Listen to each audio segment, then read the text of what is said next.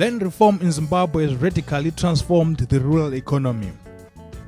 After 2000, around 145,000 families were allocated smallholder plots and further 20,000 took on medium-scale farms. This replaced an agrarian structure that was divided between 6,000 large-scale commercial farms on the one hand and small farms on the other. The new farmers have faced many challenges, but they've also created employment and they are generating new economic linkages, both in the local economy and further afield.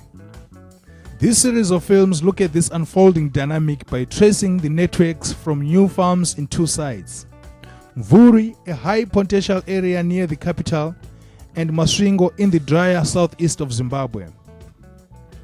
By looking at these three commodities, tobacco, beef and vegetables, the films ask what are the economic linkages created by new farming enterprises, how are these influencing the local economy, what livelihoods and forms of employment are being created, and what challenges are being faced.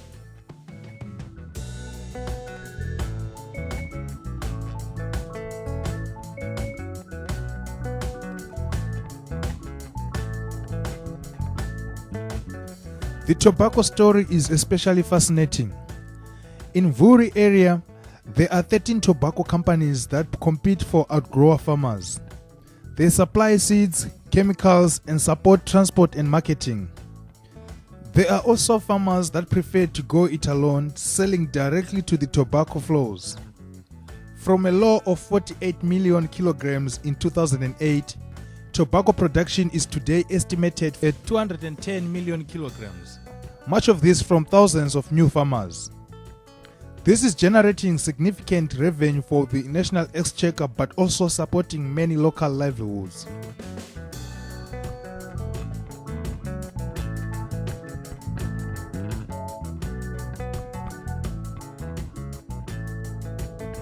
In Mvuri, we found both large and small-scale farmers involved in tobacco. All were employing labor for different tasks. The larger farms employed farm managers and hired workers from the compounds that had been established by former landowners. The larger farms had integrated business operations, linking the farm to other businesses such as stores and transport. The small-scale farmers had expanded rapidly and were investing their profits from farming into building their rural homes, buying property in nearby towns, as well as purchasing tractors and minivans for the farm and for other businesses.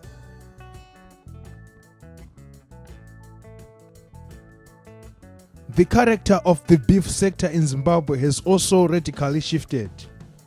Once the mainstay of the white commercial farming economy in Masvingo province, there were massive cattle ranches holding thousands of animals. Farms were linked to small groups of abattoirs that took the high-quality product, tracked it to Harare, and sometimes to export markets. Today, the production system is very different and involves many small farms keeping cattle. The overall number of animals is comparable, possibly higher than before, but this is spread across many more production units. This presents challenges but also opportunities.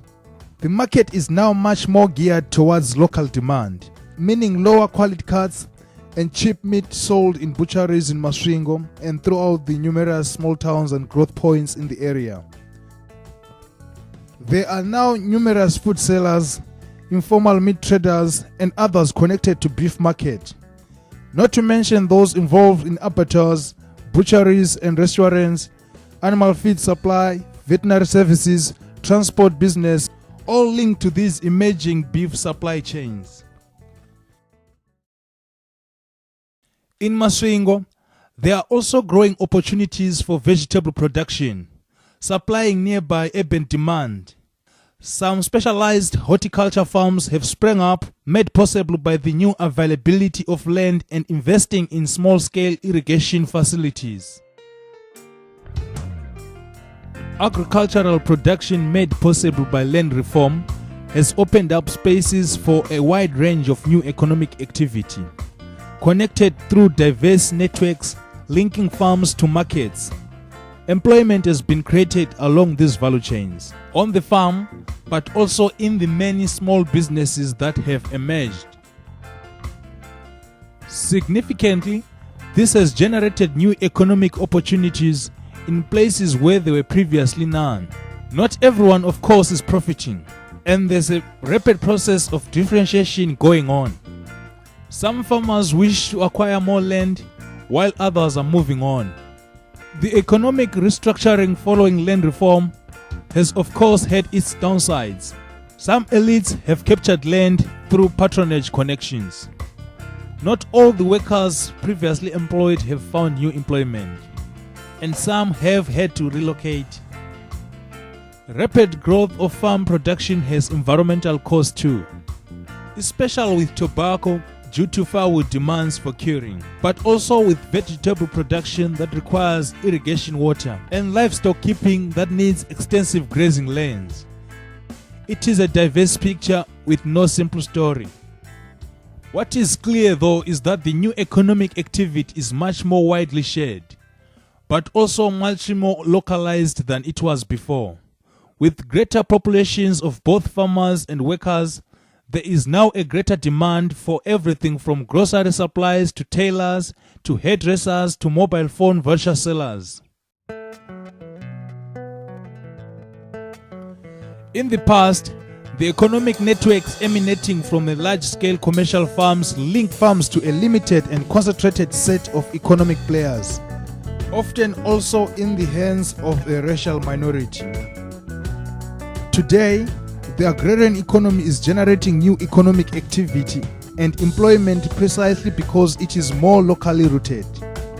This is especially evident in certain commodities such as those explored in these films. The distribution of benefit is however patchy. Some succeed while others do not.